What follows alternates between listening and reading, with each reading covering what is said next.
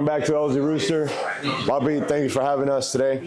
Brooklyn. Today we have Master Barber, Brooklyn, John. John, tell us something about yourself, Bobby. Where you from? I'm Puerto Rican, you know, from Brooklyn, New York.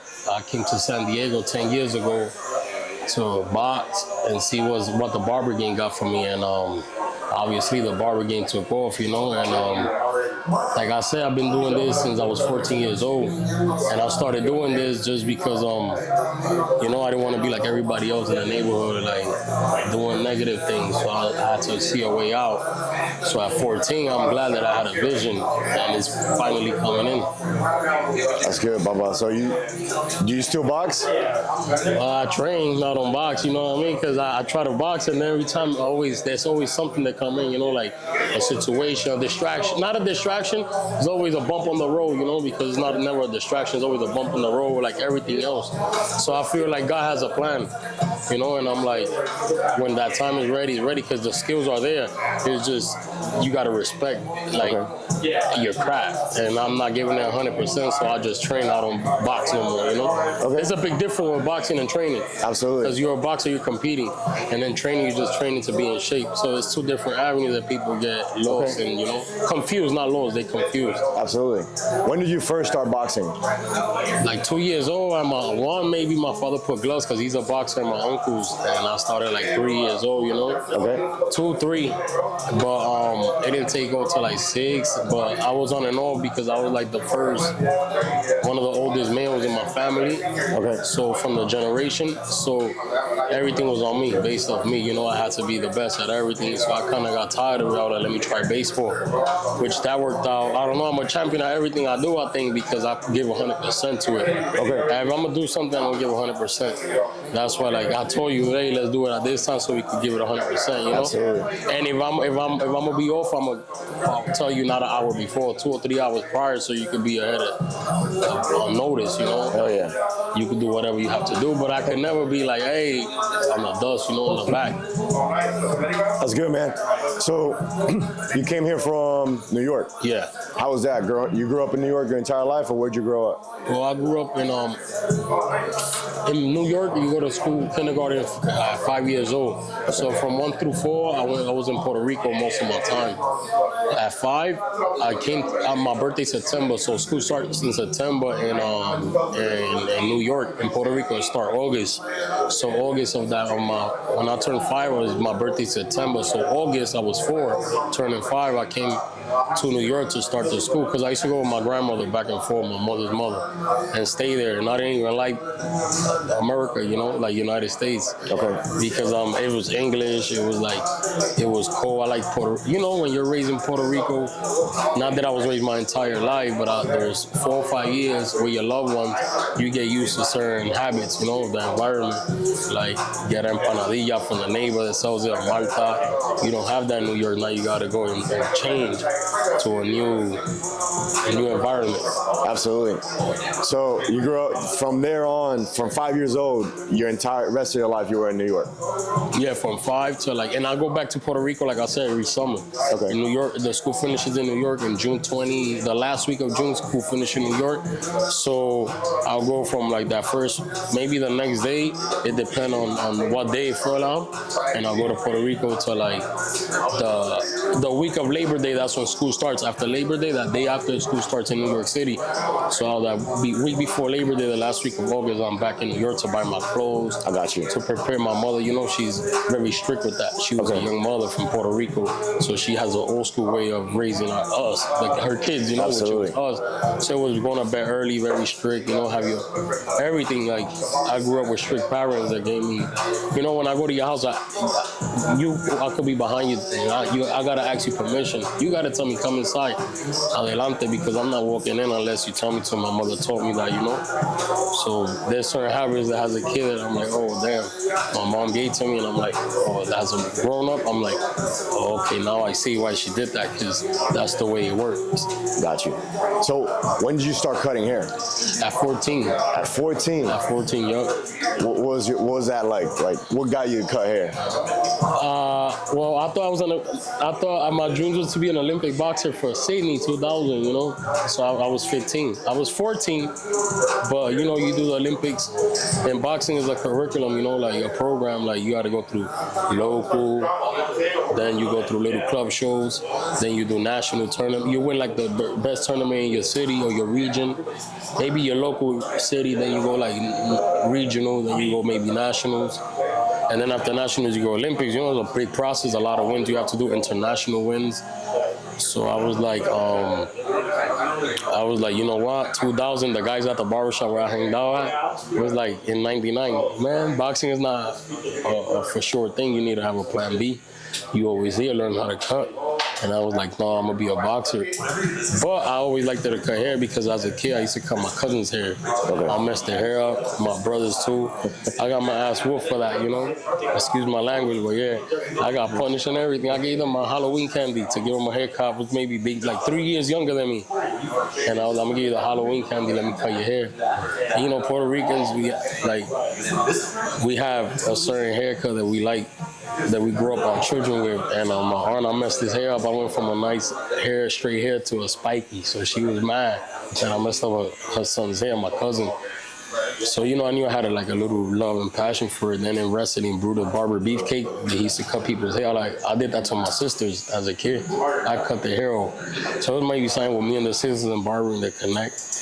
But everything was the money because I like to wear Jordans, and I see the barbers look like the drug dealers. You know, like, I'm not saying nothing about bad about barbers. I'm saying that I've seen the barber dress even better than the drug dealer, and he's not gonna get in trouble. So why am I here? No, I'm not saying I'm wrong about that route, but what I'm saying is that that's what I watched growing up, and I was like, shit, that's the easy route. This is an easy route that I see my dad get up at 5 in the morning to go to work. Got you. So I see him come back at 5 in the afternoon. So I don't see him for 12 hours. So I was like, damn, he works hard. I need something more evolved that I don't gotta too much labor, you know. Which I already mind the labor, but I already knew how to vision. I wanted to be an entrepreneur, boss. Okay. For instance, like when I was a young kid, my mother did alcapurrias. That's a Puerto Rican dish, you know, like a little appetizer we have made out of plantain, plátano, yeah. So, if I'm not mistaken, not plátano, maybe it's guineo, but you know, it's morning time, so I'm like, but I think it's guineo, and they do it with yuca, but it's like capurias made out of ground beef, and you know what I'm talking about. So I was eating one, and a Puerto Rican guy came in the stoop in New York. There's stoops, not houses like Puerto Rico. That's another reason we'll get back to it in a few. Why I moved to California. It resemble Puerto Rico, like the mountains, the hills, houses. But you know, I was just like I needed that route where the barber let me go on that route, and it worked out. It was hard because I was kind of like spoiled. So when you spoil you don't want to work as hard because you know they got your back. Okay. So I had to like detach from that. My mother can get me things, and I knew I wanted more. So barbering, I knew would get me the money. So I messed up some people. I have friends. Some diss me. Some people diss me at first, and they were on my chair a year later. You know, and people from my block, they never doubted me. They gave me the chance. You know, everybody from the highest to the lowest, and I'm talking about in tax bracket level. I gave all of them the same service for the same price, but they all supported me that I was a major. Okay. If without that support, maybe I wasn't exposed to their friends in school or their family members that have friends. But by 15, 16, I was killing it, but still, like, I could have made more, but I was messing around. By 18, I was just like, I gotta take this. Oh, I went to a job. I worked 2 days, and I asked who made the most money. They said the CDL truck drivers. I seen the process of getting a CDL license, the hours, and their paycheck. So I was like, I can make that as a barber and work less and be with my family more, you know, or I have more time to do whatever I want. But as I became a barber, the boxing kind of faded away because I had to be in the barber shop, you know. So it was get money or go to the gym. everybody knows if you're a gym rat, you don't get money unless you have endorsements, sponsorships.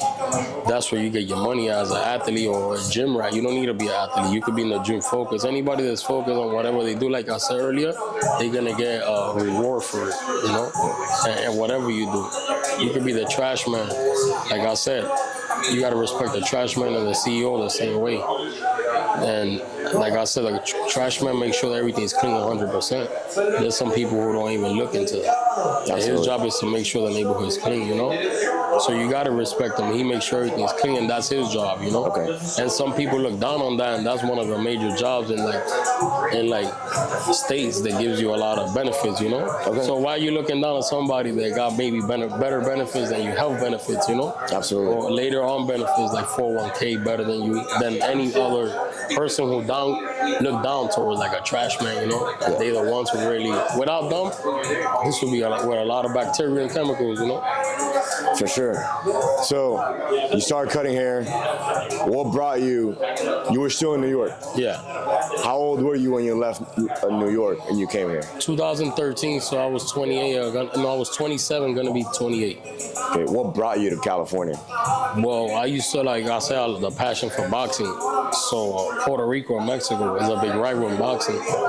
And I was like, I have to be different from some way, somehow I'm an entrepreneur and I got a vision. I'm like, I gotta look like New York was like, I think it exceeded my time, it exceeded my time in a lot of ways. Like I think it was time to grow, so I was like, let me try some things. So boxing brought me here. And I visited gyms, I trained, and I was like, wow, this reminded me of Puerto Rico. The weather was like a January, February, and I was like, it was warm, 75, 80 degrees. So I was like, I like this. This reminded me of Puerto Rico, but at a New York pace. In the sense of money, Puerto Rico, the haircuts at the time in New York were 25. New York was 15 of a regular haircut. Here it was 20, 25. Puerto Rico was 7. I don't know where it's at right now. It came up, the price, but it was 7. So, I knew from New York to California was going to be a big difference for me because it's like Puerto Rico, but with a New York fast-paced life, like the lifestyle. California and New York is the top 2 cities in the 50 states, in my opinion. If you're in Los Angeles, if you're in California, period, you're going to succeed in anything you do, or New York City, because there's a lot of opportunities, and a lot of different avenues. Absolutely. So that's what, it's different. Let me try something different. And I needed a change, because I just lost my brother. So it was like a negative time in my life that I had to choose my vision or retaliation. And that's something that I was like, I think the real people who was with me, supporting me, that is real people. That it was like, it's not the way, be great. And you're going to see the results, not now, but later on with big rewards. And I was like, it was hard, man, but we here. I picked that route and we here. And like I said, it was hard to leave my city because I had everything there, my family, the food, you got a lot of accessibilities to things like the bodega, pizzeria. You get in the deli bodega, that's what we call a bodega. You could get a sandwich, or chopped cheese like they call it, or in the Arab store, the Aki's over there. You could get food, every type of international food. So it was hard that I could just put on my slippers and walk to the corner of the avenue and I'll get different kind of food. Here you need a car. Sure. So if you don't have transportation here, and especially a car, you're done. You're gonna waste your whole paycheck on Uber Eats because you're getting the food delivered. That's another thing in New York City. Most of the time, 2 miles out the radius, they deliver you the food for free. Okay. Of course, you gotta tip them. You don't have to if you don't have it, but if you have it, you're gonna tip them because you don't have to go outside. Absolutely. Even if it's $1 or $2, just a thought of his service, For sure. You gave them a tip, but if you don't have it, you don't have to because they don't get mad either. They're already getting paid for that. Okay. So it's just a bonus for them, Oh yeah. So you got to California. Mm-hmm. How did Mike Rich come about, the barber studio? Well, I came here and I had to make a name for myself. So I was working at a barber shop the only barbershop I worked in California was Man.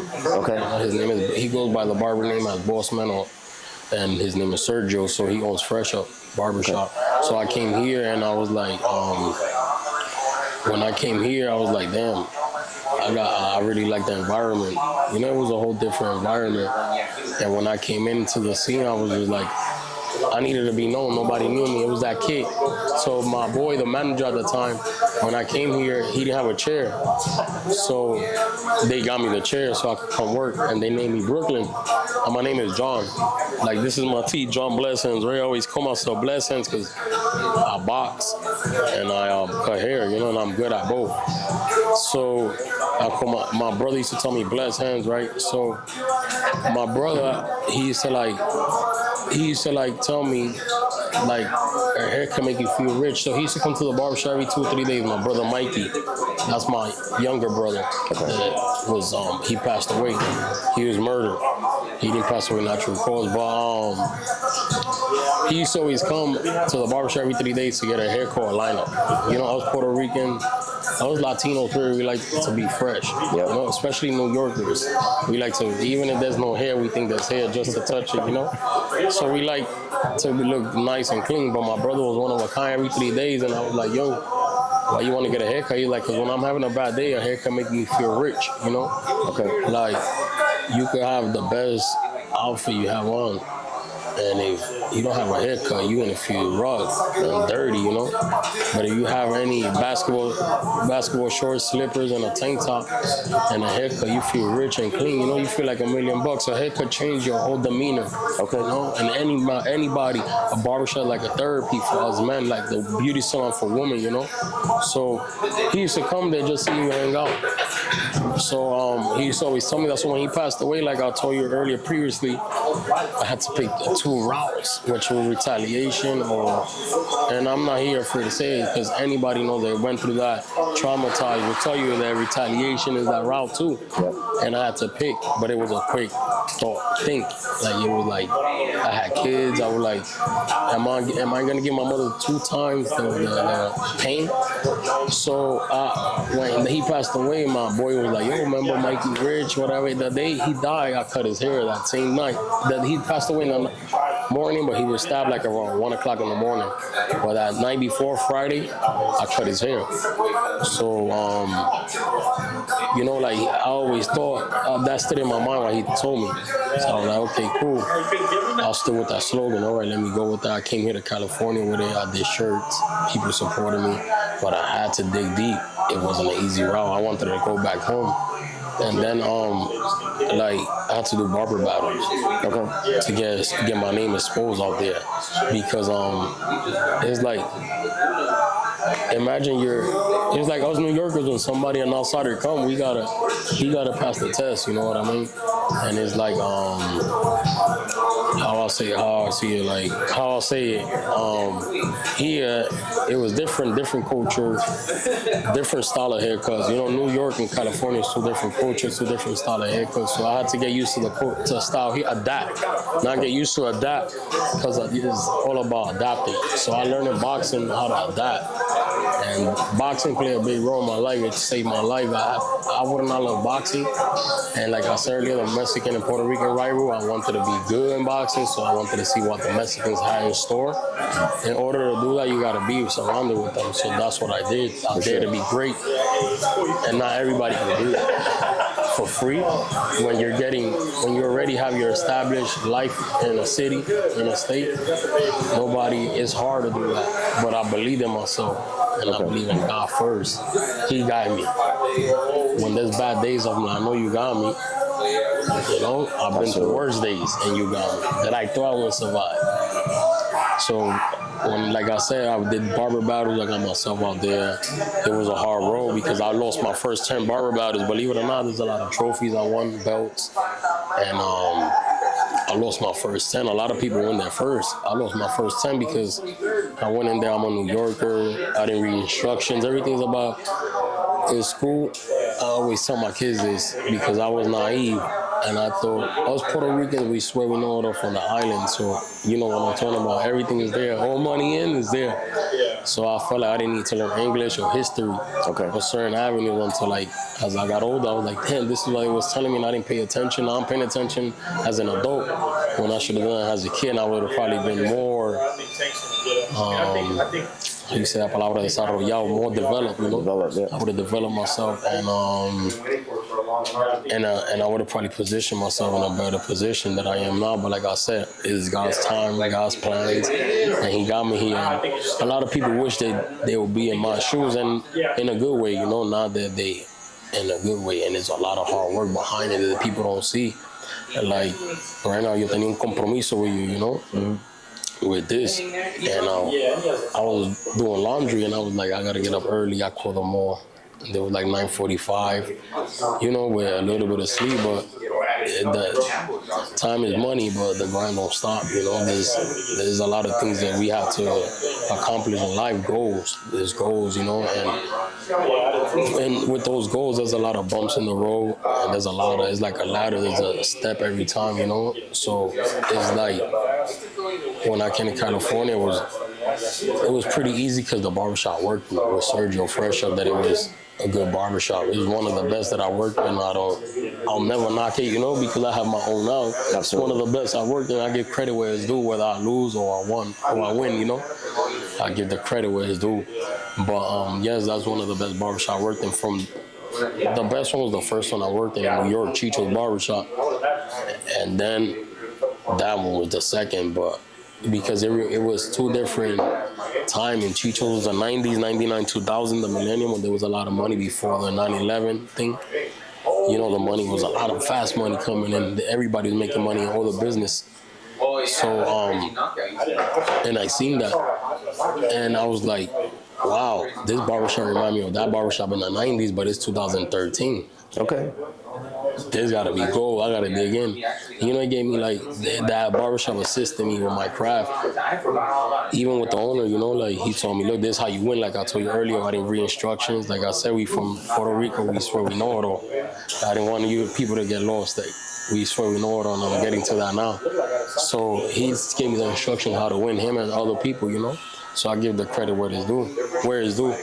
And I started winning. I won in Vegas, the first one. Then I won in Los Angeles. I got the record holding in Los Angeles. And for the 3 fades in 15 minutes, you got to do one. It's called the fastest fade category. You do 1 fade in 15 minutes. But in barber competition, people swear it's all about cutting hair. And no, it's the detail, the timing. Both sides are even, you know. Everything, like overall, the blend, everything. You got to do a perfect haircut in order to get first place. Like I told you, I failed 10 times, but when I cracked the code, the Da Vinci code, I did one in Vegas, like I told you, but then in Los Angeles, I went in hard, and I did 3 fades in 15 minutes. And I don't remember the time, but it was less than under 4 minutes, 3 minutes something, the fastest one. And that kind of gave me clout. Okay, no pauta. And here in Cali, because I'm San Diego and Los Angeles, 2 different cities, and people recognize Los Angeles more than San Diego. But we got hitters in this city in San Diego, you know. Absolutely. Like, I'm not from here, but there's a lot of hitters in a lot of different neighborhoods, you know, that people don't know, that they're not exposed yet. And there's a lot of new generation of barbers coming in. But like I said, 2014 was hard in 2015. So I did barber battles, and I started learning. In barber battles, you learn in seminars how to network, how to get customers, how to be professional. I wasn't professional. It was one thing, and I learned that with my boys in California, the barbers. They used to criticize me. Okay. Because in New York, everything is fast, fast paced. So the haircut you do and go, hey, what's up? Greeting, hey, what's up? He is a different, like I said, it's a different culture. So here, like, the barbers are more professional than New York. And I stand behind that 100%. And the barber who told me otherwise from New York, they know they're going against the grain, and they know what I'm talking about. There's professional barbers in New York. I obviously wasn't one of them. I learned that in California. And like I said, there was a lot of things that I had to work on. And I was like, I gotta work hard. When I got my name exposed, I did barber battles, and it was time to do my shop. Okay. Why? Because I think I had ideas that, you know, as a boss, I learned one thing. As an owner, I did partnership with my boy Chaka, by the way. If it wasn't for him, I wouldn't crack the code to be here. That's why I give him a lot of credit. And he owns a restaurant, the Empanada spot in Chula Vista. Oxford and 30, those are great empanadas. That's why I gained weight. But anyway, that's my business partner. He's a barber himself, and he's the one who came up with the idea. Hey, look, I got this. What you want to do? And I didn't believe him, so when he showed me proof of that, I said, it's hard. You know, it's a fight. We're going to war. And like I said before, boxing prepared me for a lot of things in life. It saved my life. Because if I would have not loved boxing, I would have never come to California. Okay. Because if it was for barbering, I would have been here 08, 07 when the recession hit. And it was a tough time rough time in New York and in the global, you know, recession hard. I'm 37 years old, going to be 38, and I did the 2001, the Twin Towers. There was the money, that it was different, the economy, you know, and then the 2008 recession. It was rough, you know, and for a lot of people. Absolutely. So it was like, if you lost your home and everything, people lose their home. It wasn't nothing to be embarrassed. It was like the pandemic, natural. Then I did the pandemic. You know, as a barber, we still pandemic-proof, recession-proof, because everybody need haircuts. They don't stop growing, you know. Absolutely. I should have been here, but like I said, it's God's time. So when I blew up, I knew I wanted to give ideas, but I didn't have. Like the vision that I had with my brother, I was like, I needed to do it with his name in order to keep his name alive, you know. So that's why the barbershop came around, Mikey Rich. So I hit a slogan with like, a hair can make you feel rich, and we named it Mikey Rich Barber Studio. And it was called Mikey Rich Cuts. We did barber competition with the name. We had a lot of good influencer barbers, how they say influencers, and come out and judge it. That was the best one, the first one, which exposed me on another level, which I learned at barber battles, how to do barber battles, how to organize it, and it gave me the push. You know, barber battles push any barber to go to the next level. Absolutely. Whether you're competing or just watching, so go watch. I guarantee you go from the local ones, start local in your city. People battle them, but those are the ones that's going to develop you as the next barber coming up. Because I seen that happen plenty of times, various times. But yeah, it exposed me out, and the Mikey Rich came out of that, and barber competition with that gave me the name to put a certified stamp, you know? And we here now. Yeah.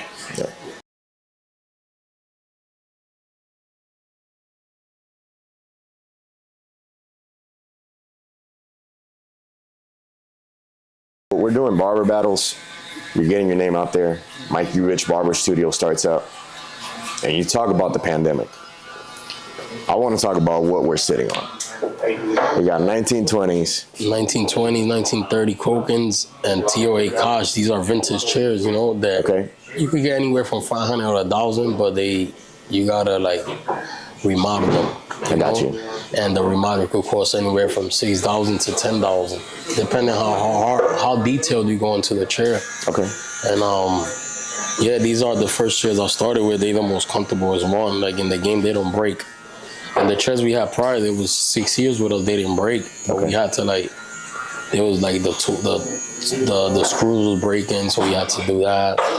There was a lot of things, you know, like the reclining gets messed up. These chairs, you don't got to go through that. They've been here for 100 years plus. Okay. And they haven't break. They don't break. They made out of steel, you know. And I was like, these are the Lambos of Barber. You know how Lambo is one of the top car. This is it. I could call it a 64 Impala or Chevelle. You know, those type of old school cars. That's what I'm comparing with. Okay. 64, 1940 Chevelles and Impalas. I got you. They're expensive. You can't get it. You could probably get it all beat up for like $5 grand, $10 grand. Once you finish it, it's gonna be like $100K. You know. Oh, yeah. So these chairs are similar to that. So and they don't break. They've been around for 100 years, like I said. These are Koken and TOA Kosh. So I bring it up because you talk about the professionalism part of being a barber. Yeah. And these chairs, if we're talking 100 years back, your barber used to be your dentist, your everything, your doctor. Yeah. He gave you a cut. send you about your way. Yeah. You know. Well, as we have one is a Koken too that it was a dentist chair.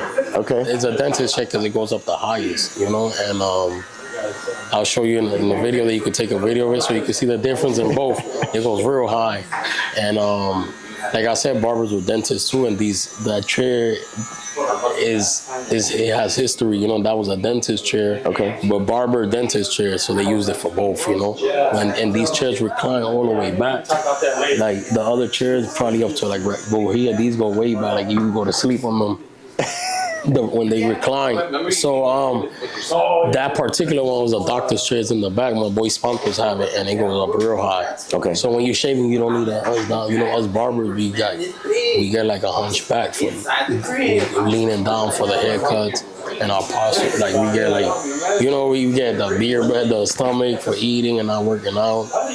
So like these chairs are real comfortable, and the client notice it. You know, like they notice the difference, and like I said, these are the top of the line Lamborghini doors. They've been around 100 years and they don't break. You know, they might get loose up here and there, a little tear, but they're not gonna break. You know, and it has history, man. Like mobsters cut their hair in these chairs. We don't know why mobsters, but they come from Chicago and St. Louis. You know, okay, and other states too. But from my knowledge, I know Chicago for a fact and St. Louis. You can find these in Chicago for cheap. Okay, you know, because that's where they based out of, and but you're gonna still invest a big penny on it, like you get it for $1,000 or $500. You know, if you didn't pay $5,000, $6,000 for this chair, you're gonna pay $1,000, but you're gonna invest another $9 putting the pieces together. You know, like I told you, a '60 Impala, 1964 Impala, you could buy it for 5 to 10 G's. You're gonna invest $100K on it and the pieces. You know, the engine, chroming it out. You know how the lowriders are. The lowriders, people got $500,000 lowriders, even $1 million lowriders in pieces, you know, value. So these chairs hold value. They definitely hold their value. Whether you get it for $5 or rusty, you're gonna remodel it and restore it. That's what it's called now. Remodel is restoration. So it's restore. I found the word. It came through my mind. It's not remodel. It's not a house. You got to restore the chair. And you know, like I said, I'm Puerto Rican. My first language is Spanish, so my English, sometimes I'll tell you a word and then la correcto entiende, I'll correct it later with the proper way so people can understand. But if you're Puerto Rican, you're like, oh, okay, I know what time it is. So we're talking about being Puerto Rican. So the professionalism in barbers, how do you think it's changed over the years? Like, is that perspective still there? The what was that again? The perspective. Can I still go to my barber and like, what do you think like the perspective is out there? Like I said, yes, it will always be there because you got the old school guys. Like I'm kind of like the old school guy, OG in the game. But even though I'm 37, I'm young. I consider myself young. But you know, I'm in my late 30s. To be honest, I'm gonna be 38 in September. So like, I'm like an OG in the game, and I learned how to be professional at 28, but there's 20-year-olds who are professional. Another thing, I was an apprentice barber, and the owner there was professional. I mean, I was just, like I said, naive, like hard-headed. I was a knucklehead. I didn't want to listen. I didn't listen to nobody but my dad. Okay. That's the only person who could give me orders, and I'm a follow. I said no other man because that's the one who work hard for my house, you know, my family. It's the only male who could tell me what to do, my dad and God, you know. But other than that, I was not listening to no male because I was hard-headed. Yo soy como Santo Tomás, creer para creer, you know. Like, so I was like, man. So, but then, like I said, bumps in the road. I hit those bumps. I'm like, oh, why I fell? A bump in the road. You didn't watch. You should have watched. You know, like they say, a wise man told me, don't argue with fools. People from a distance can't tell who's who. You know, and it's true. From a distance, you see it all in life. You know, 90%, 10% is like 90% is what happened to you. 10% is your reaction, because that 1% out of that tank could cost you your whole life. You know, for sure. So like I said, so the professionalism, I didn't listen to a lot of people. So I thought I would do it my way, you know? So that wasn't the way. And it was different ways. So there's different professional and different avenues, because that's where there's rules and structure, you know, in the barbershop. So the professionalism could come, the owner, when the owner's there, when they leave, the barber might not be professional, but that's within the barber himself. Are you a professional? If the shop is not professional, you are the professional, not the barbershop, right? But if the barbershop is professional and you're not, you're not professional. So you're gonna find some. It's like the good and bad, 50-50. You know, you got 50% professional, 50% not, which I could be wrong. It could be 70-30, the ratio.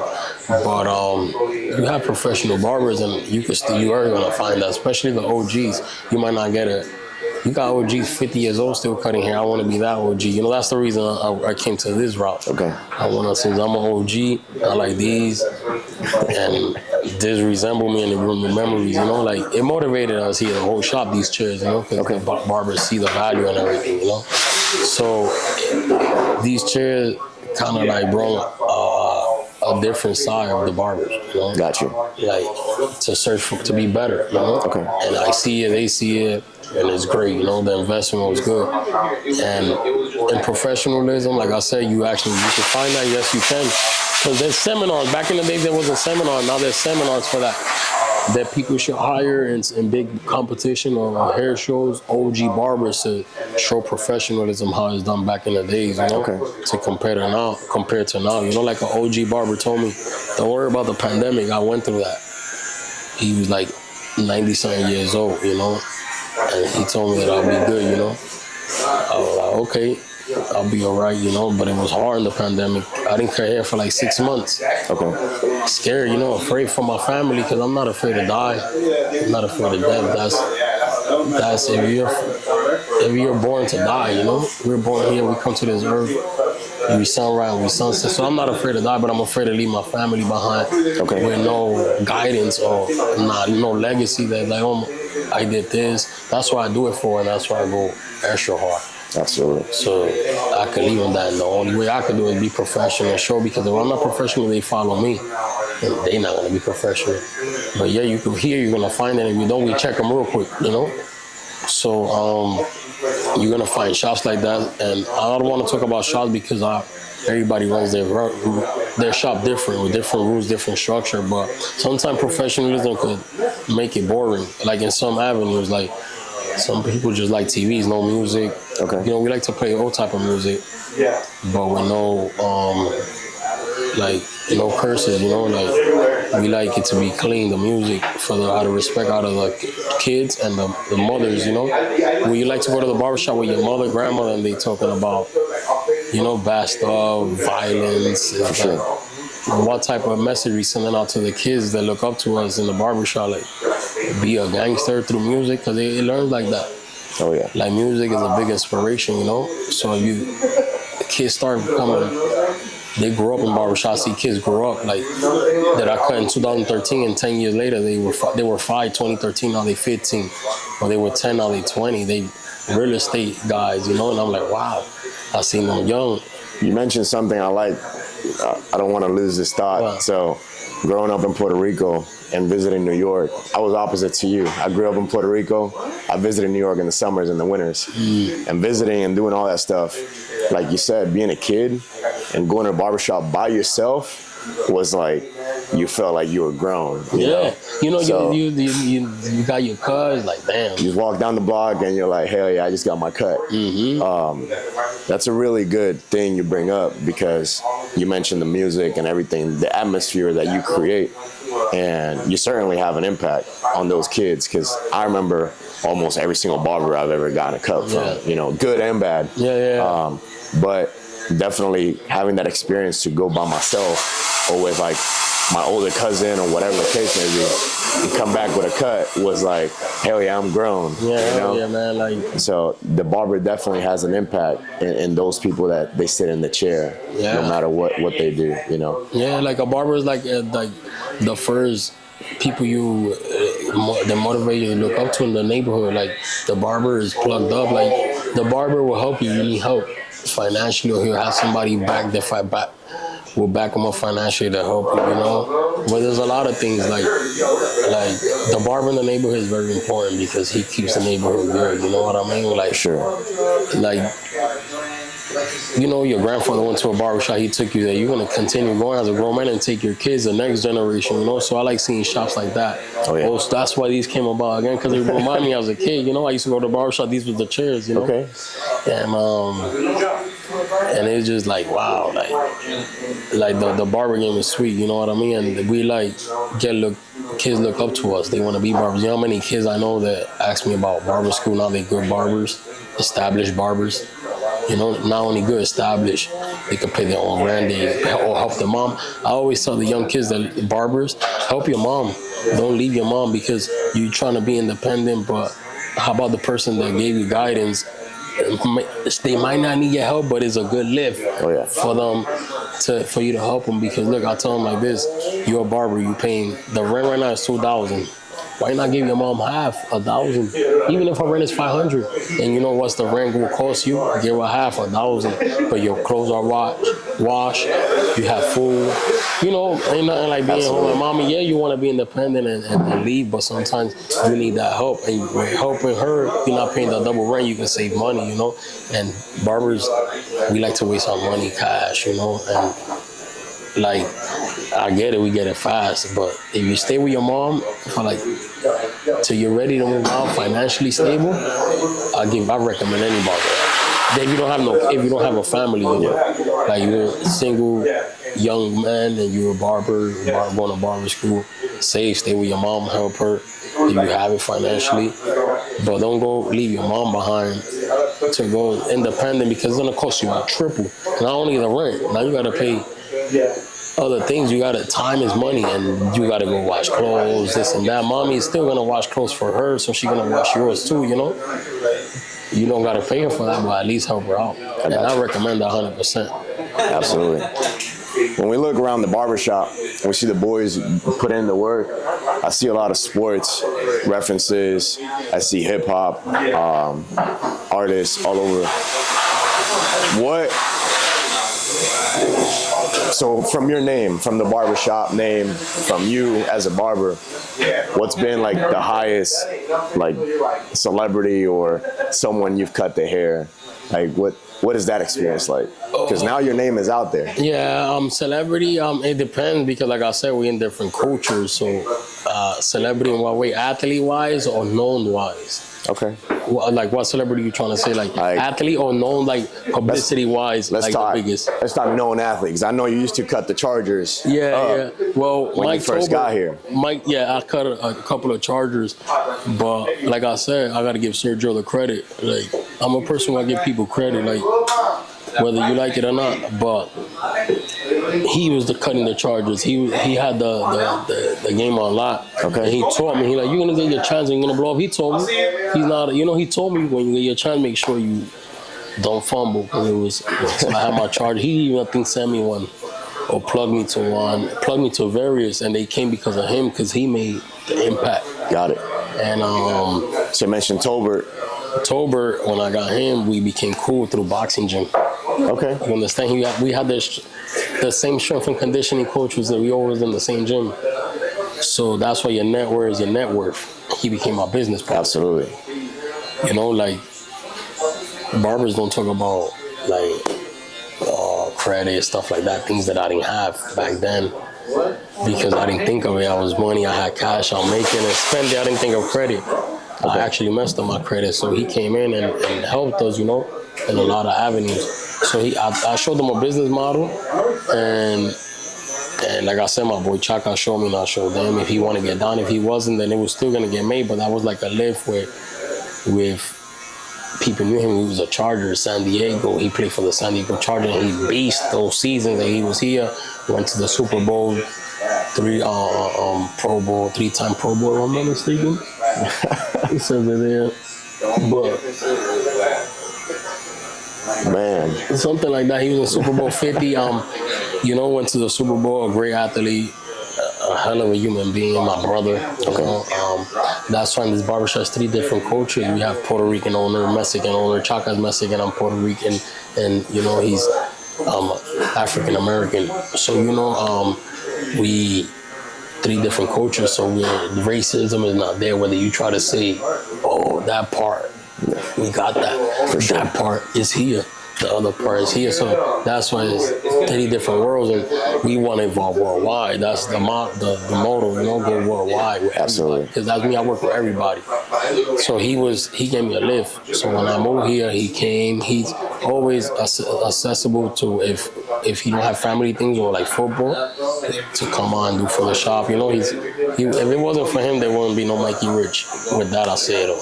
Okay. If it wasn't for Mike Tolbert, that ex-NFL player, there wouldn't be no Mikey Rich. And so I was like, he's like the highest celebrity that was popping. So then I cut up. Who was it? Like Mike Tolbert to me was the highest one. And I cut up Fluker. Then my boy Yucks used to cut him up.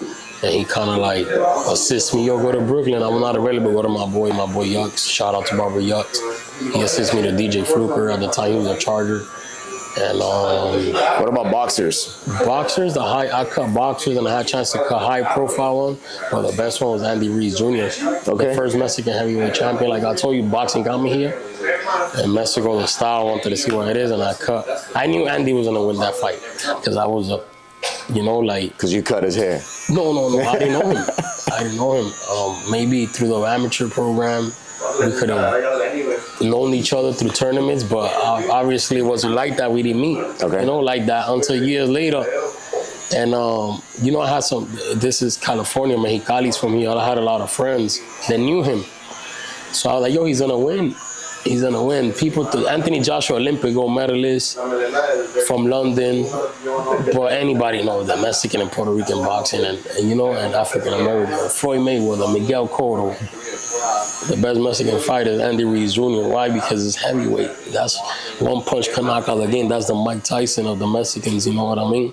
He knocked down Olympic gold medalists. I knew because the Mexican heart he has.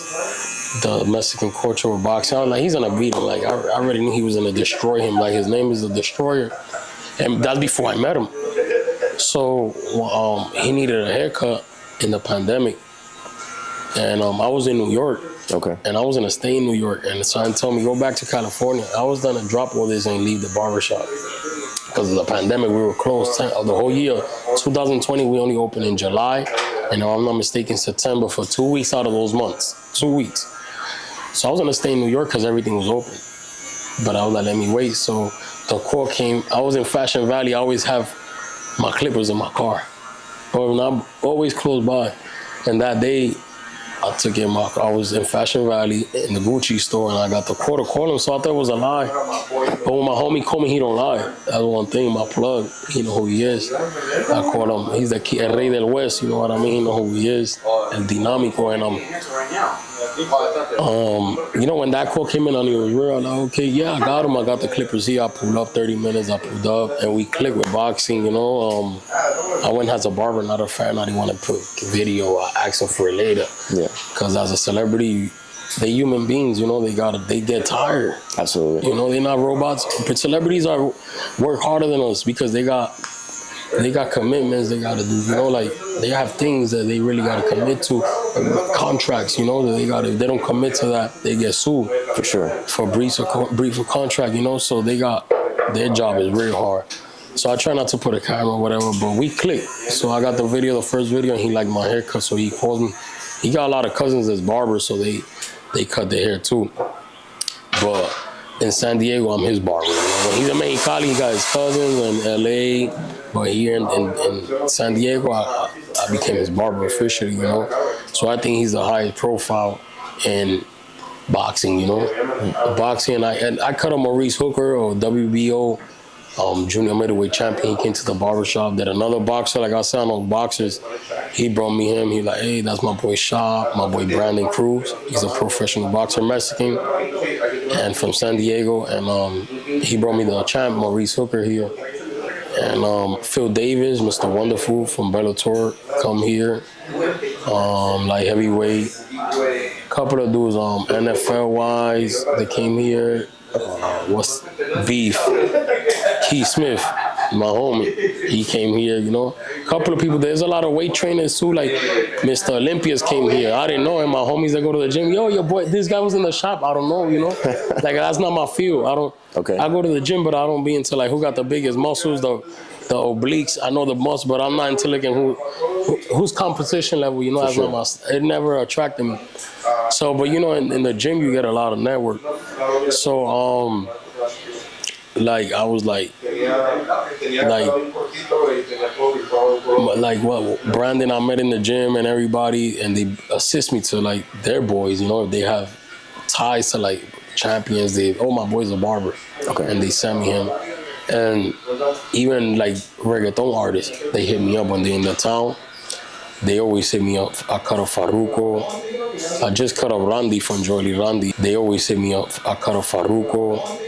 I just cut up Randy from Joely Randy. He's top dog, you know. If you like, he's the best voice in reggaeton, in my opinion. Yandel and them is OGs, but from the 05 era, 06, like Argola era, he's the best. Farruko, I cut him up. He's from Church now, and he had La Pepa #1 song in the worldwide.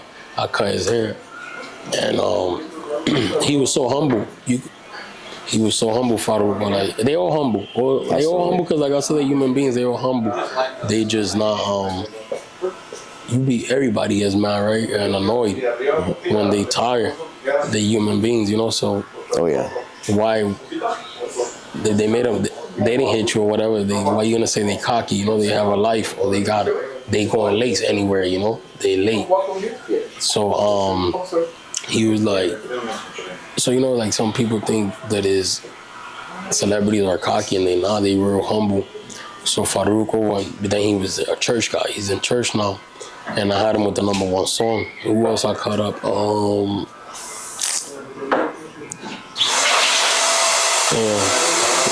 There's a lot, man. There's a lot that I right now. See, sometimes it's good you can't remember all the names, but you've been definitely an influence and a good impact to the community, the barbershop community here in San Diego. I'd say, you know, you've come up. You mentioned barber, the struggles. You know, like you got down, knocked down 10 times, then you got up. You still won that barber battle. You know, so you show that resiliency, and even through the pandemic and those hardships, you've shown like you got heart.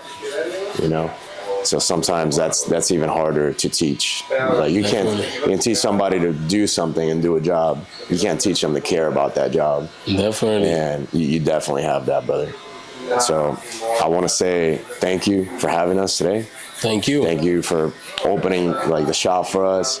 Anytime. And then if you're ever in San Diego, Mikey Rich Barber Studio is where you want to be cut up at. Bless hands, Brooklyn. Thanks. Thank you, my brother. Thank you so much, man. Appreciate Anytime. it.